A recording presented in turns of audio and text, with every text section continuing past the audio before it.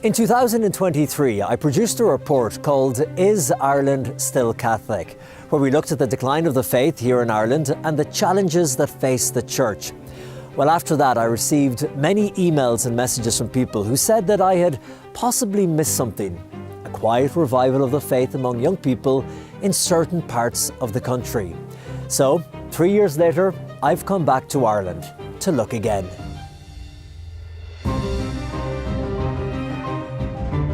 Coming up, we examine some of the challenges made in our last documentary. We're, in a sense, an old army. And see how the Church is responding. What will we free ourselves from to free ourselves for? We go to Cork in the south to meet young people who are part of a quiet group that have restarted weekly adoration. I think people are looking and searching for connection. They're looking to grow deeper with their faith. Because you're called to more, there's something in us that I don't think we seek comfort. And we hear about how ordinary lay Catholics are stepping forward to take on more duties in the parish. At the beginning, you're nervous, you don't know how it'll be received, so it was really new for everybody. We learn about the reality of just how few men are entering seminary, but see how strong the conviction is of those who are. I knew the beauty of the faith, and I thought to myself, wouldn't it be lovely to bring this back? Ireland's Catholics, signs of hope?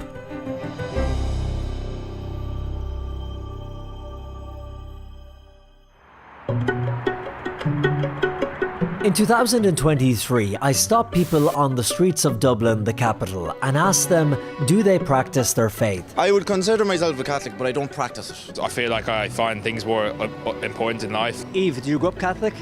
I did. Do you practice religion today? No. Everyone said no, which might have given an impression of a total lack of faith among young people. However, this time I've travelled to the other side of Ireland and to the city of Galway. It's Wednesday night, and outside, the streets are full and the bars are busy. But inside Galway Cathedral, it's dark, with flickering candles and incense burning, as around 60 young people have gathered to sing, to pray, and sit in silence for Eucharistic adoration.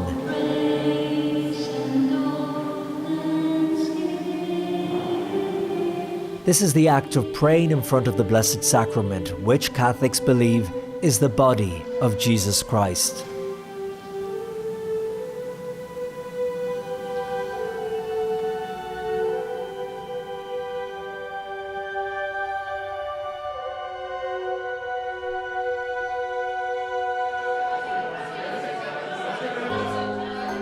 And after adoration is over, the group gather in a room at the back of the cathedral, and in real Irish style, the tea and biscuits are in full supply.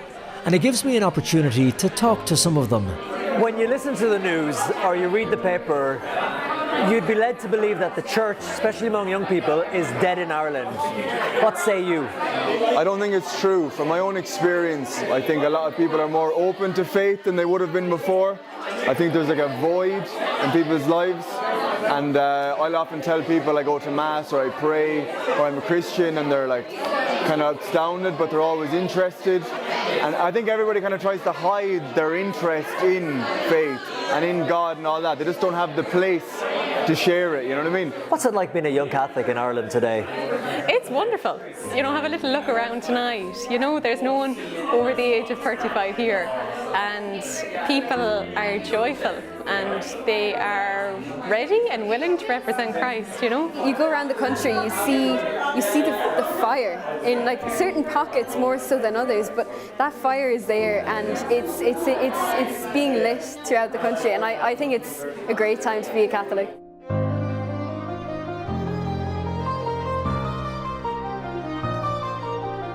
In 2023, I stated the fact that according to the latest census figures, over 78% of the population still identify as Catholic, but according to a poll by the Irish bishops, only around 30% are practicing their faith and attending Mass. I spoke to Father Owen Gorman at the time about this. So why do you think it is that 78% of the population here claim to be Catholic, but when it comes to practicing, they don't? Why do they still identify as Catholic? Yeah, I think the research in this indicates that Irish people are now identifying with or living Catholicism in a different way. I suppose the older generation would have looked at being a Catholic as a person who they would have went to Mass, they would have went to confession quite regularly, they would have been to the local parish novena, so it tended to be very focused on church rituals of prayer and of sacraments. Baptism was the first thing that made me a Christian when I was born. Well, then I was brought up the Catholic religion and I went to school with nuns. The new generation of Catholics don't necessarily identify with those rituals as strongly, but what they do identify with is living Catholicism in terms of social justice or social inclusion or just having a kind of a charity towards neighbour. So the markers almost have changed? Yes, they have, yeah. As to what it means to be Catholic for some people in this country? This generation tends to identify more with what we might call a horizontal kind of living of the faith. It's been good to other people. Older generations, more that vertical dimension, you know, it was the worship, it was the adoration. For Jesus first. While this is still true, there is anecdotal evidence from across Ireland that seems to suggest Gen Z, people in their teens and 20s, are starting to return to Christianity and to some degree the Catholic Church. For example, more Bibles were sold last year in Ireland than in any year since 2013. This year, almost 130 people are preparing in the Archdiocese of Dublin to be baptised at Easter. In Galway, over 800 young people attended church on Ash Wednesday, something that was even discussed on Reddit. And a new report published by the Irish Catholic Bishops' Conference showed an increase in young people practicing their faith in 2023 and 24.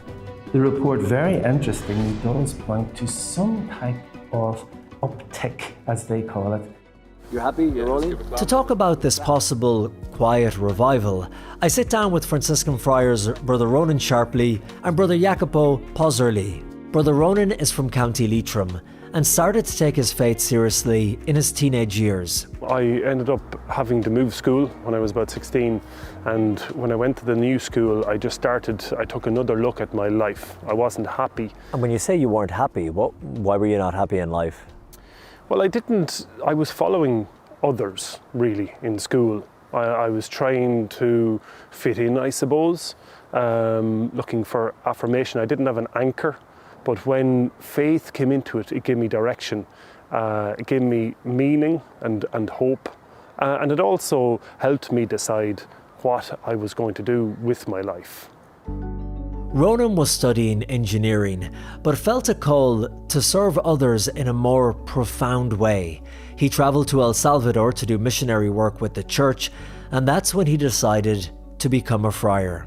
And I thought to myself, I'm really excited about what I do, working with the poor, with the church, as my response to my faith, my Catholic faith. And that's what I wanted to keep doing. Father Jacopo, you are from beautiful Italy. Yes. What part of Italy? I'm from Verona.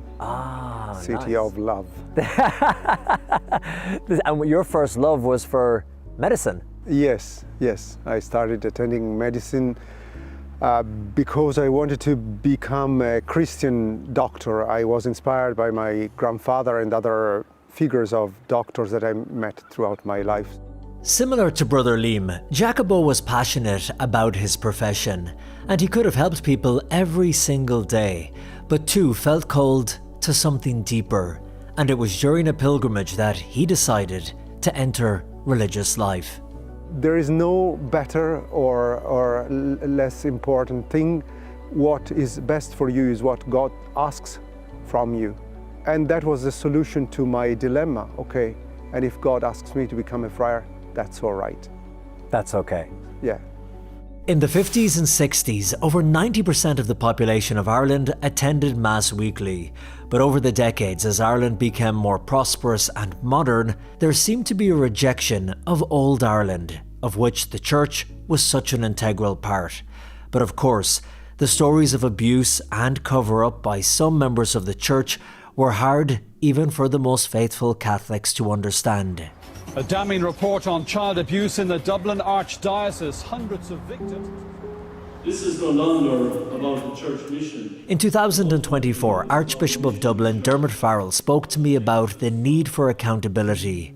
It is a wound in the church, and that wound will only be healed when we have full transparency through accountability. That's the challenge for the church today, because until that happens... And is the church ready for that challenge? Is it? Yes.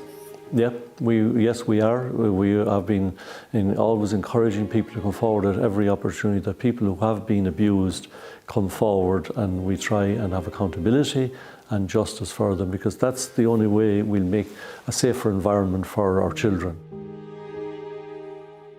Did you not think, I want to run a million miles from this? This is going to be terrible to be part of the church at this time. Yes and no. A part of me was excited to realise that something is coming to an end and it will have to be purified. And I knew the beauty of the faith. I'd seen it in El Salvador, and I'd seen little pockets of it, what it can be like in Ireland. And I thought to myself, wouldn't it be lovely to bring this back?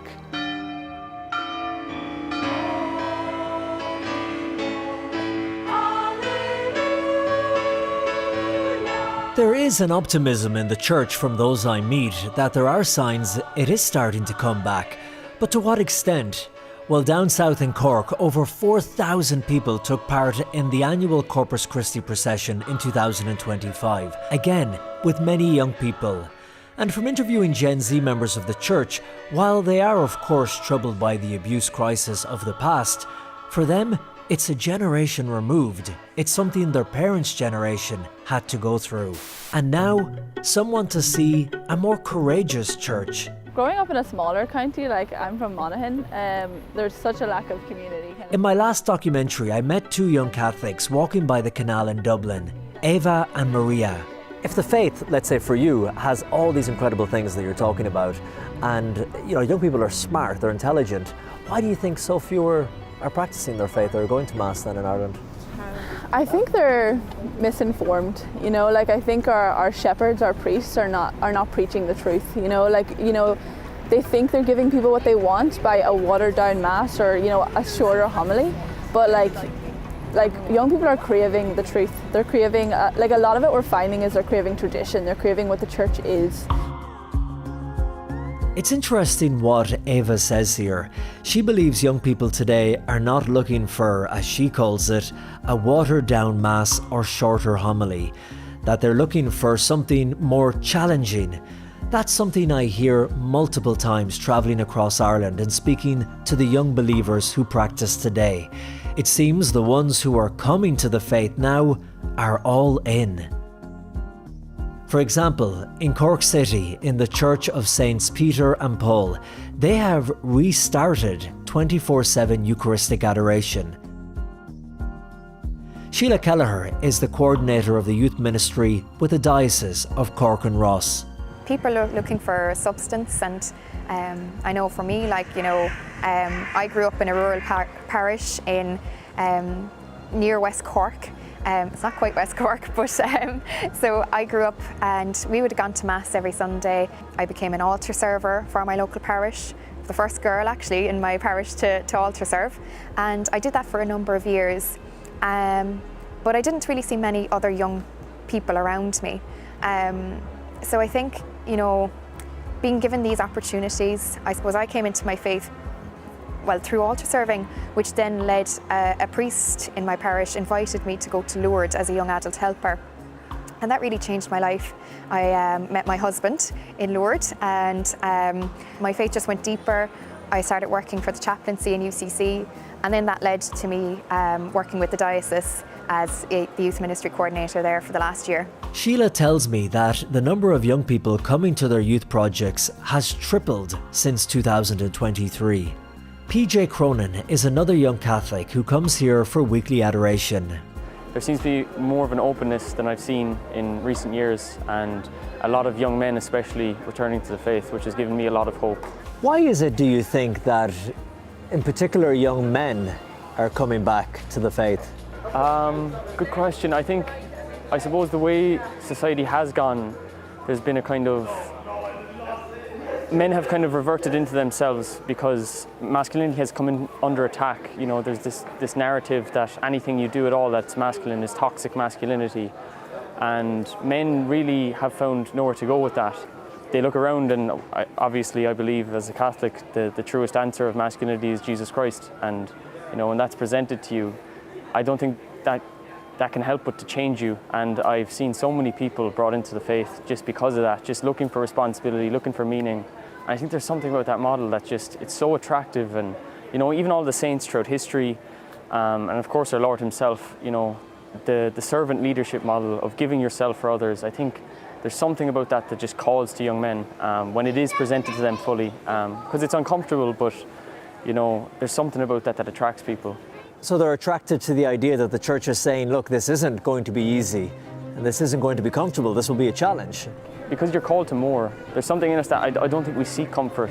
Like Pope Benedict, you know, he said, we're made for greatness, not comfort. And I think there's something about that, you know, the paradox of the cross, the most beautiful thing you could ever look at, but also terrifying. You know, something that is uncomfortable, but it will make you grow, make you better than what you are, then that calls to them.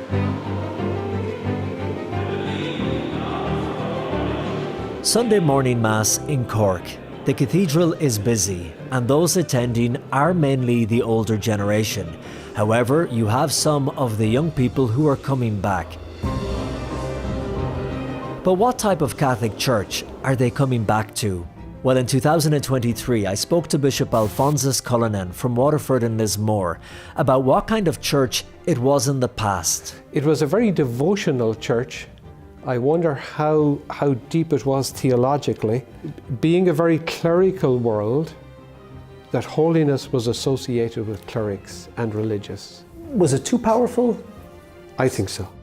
Yeah, I think so. I think it was, there was too much of an emphasis on, there was a bad clericalism.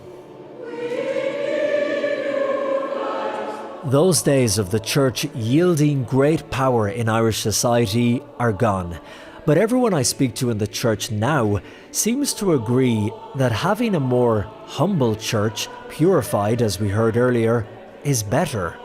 This is something I asked Bishop Fintan Gavin about, how he sees the new church in Ireland. I see a very vibrant, renewed church, a church much more of conviction where people make a decision about being part of church. When you say a church of conviction, what do you mean by that? That, I suppose, if we look at the church in the past, that changed very quickly. It was very much, there was a culture there that supported it. People went, the expectation was people will be in church on a Sunday, people were part of it. I think today there's a very, very strong culture that doesn't support faith, so people have to make a decision around faith themselves. I think the church today is a much humbler church, and that we're leading from gospel values that are based on justice, peace, love, integrity. A church that wants to rule not with power, but lead with the gospel message. And that not only applies to the church in Ireland, but goes all the way to the top. In 2026, history was made when Pope Leo met with Irish abuse survivor David Ryan from Tipperary. They met privately inside the Apostolic Palace at the Vatican for almost an hour, where the Pope heard his story and said sorry. I was there to meet David when he walked out. His sincerity, his empathy, he felt my pain, but he hasn't experienced my pain, but he knows what pain I had gone through in my family. And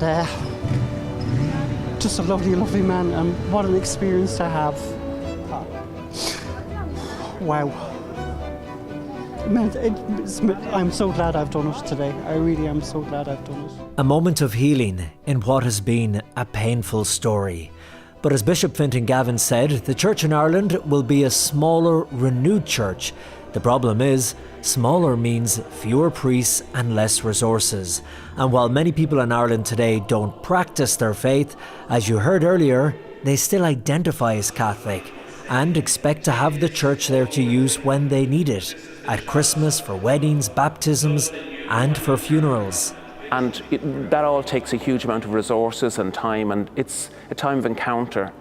The difficulty sometimes is that there isn't a conviction outside of that, that there isn't this kind of, part of a religious community that gathers every Sunday for the Sunday Eucharist, if you like, that we're not making disciples. So and yet these are really important moments. It's important to use them as moments for evangelization, for connection, but they do take time and resources. Time and resources that are now in short supply. And it's a problem right across Ireland. In Galway, I sat down with Bishop Michael Duignan, who told me the church needs to make some tough decisions. We have to leave behind certain things that we can't bring with us. What will we free ourselves from to free ourselves for? What are we going to prioritize? Instead of continually doing the same thing over and over again, aimlessly, we are still using old structures. We have lots of buildings, lots of infrastructure that we no longer need and are becoming a burden upon us. You mean like lots of parishes? Lots of parishes, lots of buildings. We tend to keep the same thing going that we always did. Our schedules for masses, our parish schedules. I don't think that's going to last much longer. I think we're coming near maybe the end of that because it's become to a critical phase that we just can't keep things going the way they were. Where do you think the church should be using now its limited resources and its personnel? I think one of the problems in our modern world is we're time poor and we're so busy with so many things. So we need time to spend time with people. So I think we're going to have to make choices. Now I'm excited about these choices because I think they will bear fruit into the future. What would something like that be? Maybe I prioritize when I assign priests, that I don't assign priests to a parish to say a morning mass, but I assign them maybe to the university to accompany young people. So how do I free up a priest from the ministry of the weekend mass, weekend work, to go and to be with the young people at those gatherings? That's difficult for you to have to make that decision, saying, well, we have one priest, he can't be in two places at once. Maybe you have a Sunday, this parish cannot have a mass, but here in the university with the young people, they can have a mass. It's difficult, isn't it? These are some of the difficult choices, and that's why certain discernment. Now, obviously, we wouldn't be talking about leaving people totally devoid of the sacraments or mass. We'd be doing our best, but we do have to make choices. And in those cases, I think the choice would be to accompany the youth of the church and to accompany the future generations of the church. Jesus speaks of his thirst to the woman, asking her. The lack of priests being at a critical point is something that some dioceses have been responding to in creative and bold ways. In County Mayo, for example, in the Diocese of Killala, they looked at some of the roles currently fulfilled by priests and thought, why don't we have lay members of the community helping with those? Father Michael Gilroy is the director of the Newman Institute in Ballina, and in 2023 they held an assembly with members of the diocese to see if people would be willing to step forward. One of the strong desires expressed in the assembly and through the results was that people were more than willing to participate in the pastoral life of the diocese at parish level and at diocesan level. But the one thing that people asked for was formation and training. From that, the Newman Institute developed a 2.5-year program called Certificate in Lay Leadership, Theology, Culture and Ministry. 12 modules over 2.5 years. To all of you, our graduates, I salute each and every one of you here this evening. 64 people graduated from the first certificate program, more than they had expected. And one of the main ministries these lay leaders are now involved in is the funeral ministry. For example, being at the wake the night before a funeral to pray with the family, sometimes with the local priest present, but other times on their own. We're planning for a situation in 5, 10, 15 years' time where we won't have a priestly presence in every parish, so we will depend on our lay leaders to celebrate the various rituals that are part of our funeral rites. Evelyn Deasy. One of those graduates is Evelyn Deasy. You're very much working in collaboration with the priest that's with you. So you're co-leading the prayers. So you would be at the funeral home the evening before. And in some cases then the remains are brought to the church and prayers are said there. We would be part of that as well. The next day then we're at the funeral mass.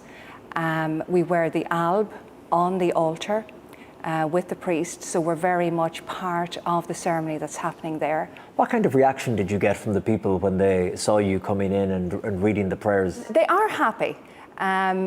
People will come up to you afterwards and thank you personally. They appreciate your presence. Another one of the graduates is Marie Gilvari. Marie Gilvari. Who enrolled in the 2-year certificate programme after seeing it advertised online. This got my attention because I saw it probably on social media, and maybe it's the Holy Spirit at work, I don't know, but I said yes. Almost like the Holy Spirit calling you. Maybe it's about, I know you talk about people getting a call and answering yes to it. And I suppose I actually think that that's what happened to me, and that's why I said yes. These lay members were already involved in church ministries before, like the choir ministry and Eucharistic ministers, but felt they wanted to give back to the church and live out their baptismal promises even more. But still, they all admit at first they were apprehensive, like Anita Mulligan. Didn't have the faith in myself. I said I can't be there. I can't give the support to families that that they might need in the time of grief. It is a very vulnerable time. And I just thought I didn't have the capability, but... Was it a case as well that, you had always thought, well, we're this side of things and the church and the priest and the religious and the ordained, well, they're the ones who take care of that. Was that part of it as well? Yeah, that was kind of the daunting part of it, because I would have been on the gallery singing, looking down on the people, I would never have been to the front, facing them. And that was the kind of daunting thing. I said, I won't be able to, do the reading or, the prayers, but no. You were reluctant initially. Are you glad now that you got involved? It's great, actually. I'm so glad I did do it. Yeah, so glad I did do it. Why do you say that? It's very rewarding, actually. It's this spiritual feeling that you get off it. It's hard to actually, say what it is, but it's when you start them prayers and you're there, just something comes over you, They're hoping that this greater lay involvement could be used as a model for other dioceses in Ireland. Bishop Francis Duffy is the Archbishop of Tuam and the newly appointed Bishop of Killala, and he was the one who approved this initiative. Has there been any resistance to it? Yes, there would be a small amount of resistance to it. I remember talking about this, these sort of initiatives maybe 10 years ago, and people were a bit, so no, we won't have that. Yeah, they want to see the priest. Yeah, they want to see the priest, but things have changed a lot since then, and I think there's a greater openness to that and a welcome for it as well. But for them, has it been a case of maybe reality bites? It is certainly reality biting, yeah, but I think there's also a welcome for more people being greater involved in their local church, so I think it's a good initiative. As a young Catholic in Ireland today, Michael, how do you feel about the state of your faith, the Catholic Church in Ireland? I am actually really hopeful, and I'm not just saying that, I am really hopeful, because I believe that we are few in number, the Catholics, solidly in the faith, particularly young Catholics. And I think when you look, into stories from the Bible, you see how God uses just a remnant, a small number of people to actually spearhead this renewal of faith, or to convert a whole town or village, So he works from a few the whole time. And Jesus says to him, your faith has saved you.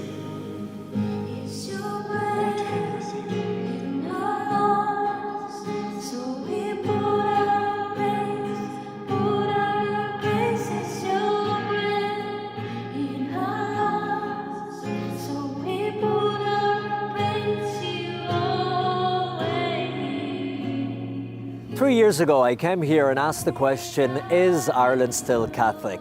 And as you've just seen, the answer is complicated. It's probably both yes and no.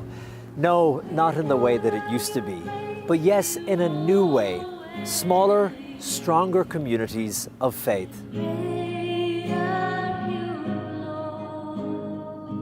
Where do you see signs of hope today, Bishop, when you look around? I see lots of signs of hope. I mean, the culture within which all of us live, but particularly our young people, is more and more challenging. What's my life for? How can I make a difference? I think that's what young people are searching for. I think the church in Ireland in the future will be small, but we will be communities of faith because we choose to be communities of faith, not because it's what we're to do socially. Faith is something that liberates you. Faith is something that crowns everything you have. It brings a more to life. I am convinced that that message is as valid today in Ireland as it ever was.